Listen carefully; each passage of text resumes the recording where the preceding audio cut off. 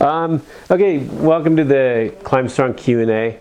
We're doing these on video now because Alex and I are both really slow typists and we are not capable of producing enough of these as it is on the site. So we'll start having some video ones in between here. But this one comes from Venmar.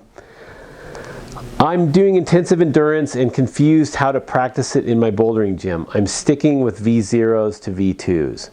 I'm completing 5 routes in less than 10 minutes, clocking in around 6 to 7 minutes, but my arms are gassed at the end. I down climb the same route, not using other holds from another route. My arms are dying by the 4th or 5th route and my technique is breaking down a bit. Am I doing this correctly? I feel like I'm going pretty slow already on each route, both up and down. Hyper focused on technique. I don't feel comfortable traversing since my gym is pretty packed. So I just down climb to the ground and run over to the start of another. You're doing it wrong. Okay, intensive endurance and these particular intervals that Venmar is talking about are ones on a rolling clock. Okay, and so when we talk about doing them 5 routes in 10 minutes, it's usually on a 2-minute rolling clock. And so you're going to climb up a route and climb slowly down that route or down open holds, and you're not going to start the next route again until those 2 minutes are up. Okay, and you may be a little bit ahead of that time, and so maybe you're climbing a little bit too quickly or you're climbing too easy a problem.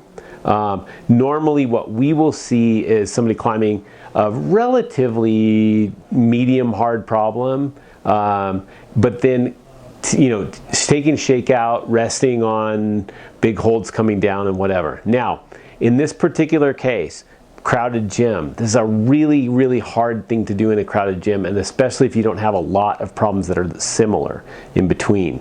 So if you're getting destroyed by this, it's probably an indicator that it's either too intense or you don't have enough capacity.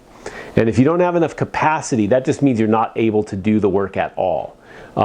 If it's too intense, you're going to be getting super duper duper pumped, but then you're able to go back and do another big group of them and another big group of them.